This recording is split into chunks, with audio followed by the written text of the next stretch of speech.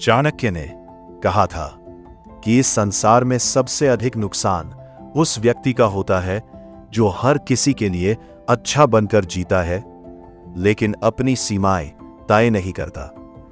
अच्छा होना एक गुण है, पर अपनी अच्छाई को अपनी कमजोरी बना देना सबसे बड़ी भूल है। दुनिया में बहुत से लोग आपकी मुस्कान की नहीं, आपकी मजबूरी की कीमत समझते हैं। वे तब तक आपके साथ रहते हैं जब तक उन्हें आपसे लाभ मिलता है।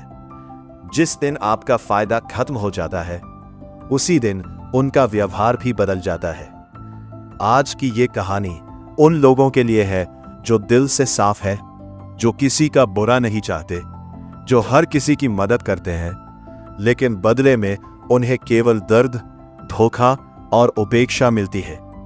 अगर आपने भी कभी महसूस किया है कि लोग आपकी अच्छाई का फायदा उठाते हैं, तो इस कहानी को अंत तक जरूर सुनिए, क्योंकि अंत में चाणक्य की एक ऐसी सीख मिलेगी जो आपकी सोच और आपका जीवन दोनों बदल सकती है।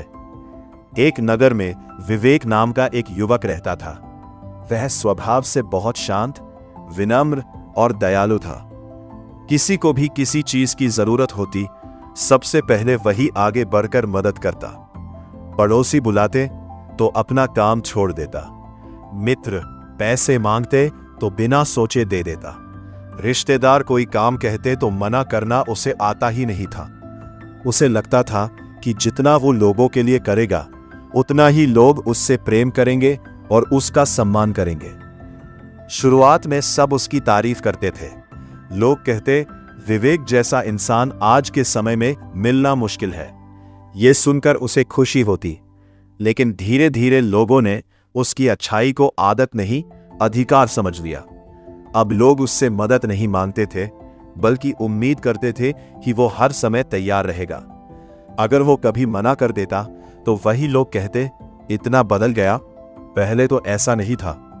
विवेक को समझ नहीं आता था कि आखिर गलती कहाँ हो रही है। वो और ज्यादा अच्छा बनने की कोशिश करता, लेकिन जितना वो झुकता गया, लोग उतना ही उसे झुकाते गए। एक दिन उसने अपने एक मित्र को बड़ी रकम उधार दी।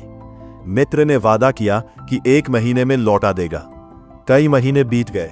जब विवेक ने पैसे मांगे तो मित्र नाराज हो गया और बोला, इतनी सी बात के लिए दोस्ती खराब करोगे?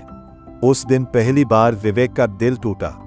उसे एहसास हुआ कि जिसे वो अपना समझता था, वो केवल अपने मतलब के लिए उसके पास था। कुछ समय बाद उसकी मां बीमार पड़ गई। विवेक को पैसों की जरूरत थी।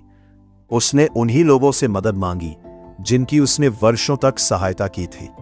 किसी ने कहा, अभी हाथ तंग है। किसी ने फोन उठाना बंद कर दिया। किसी ने बहाना बना दिया। जिस भी दरवाजे पर वो गया, वहां से खाली हाथ लौटा। उस रात वो बहुत रोया। उसे लगा कि क्या अच्छा इंसान होना ही उसकी सबसे बड़ी गलती थी? क्या दुनिया में केवल स्वार्थ ही चलता है? अगले दिन वो एक वृद्ध विद्वान के पास पहुंचा। उस विद्वान ने उसकी पूरी बात शांत होकर सुनी, फिर मुस्कुराकर बोले, बेटा, समस्या तुम्हारी अच्छाई नहीं है। समस्या ये है कि तुमने लोगों को यह सिखा दिया कि तुमसे बिना किसी सीमा के सब कुछ लिया जा सकता है। विवेक ने आश्चर्य से पूछा, लेकिन किसी की मदद करना तो अच्छा काम है। वृद्ध बोले, बिल्कुल, लेकिन मदद और इस्तेमाल होने में बहुत बड़ा अंतर होता है।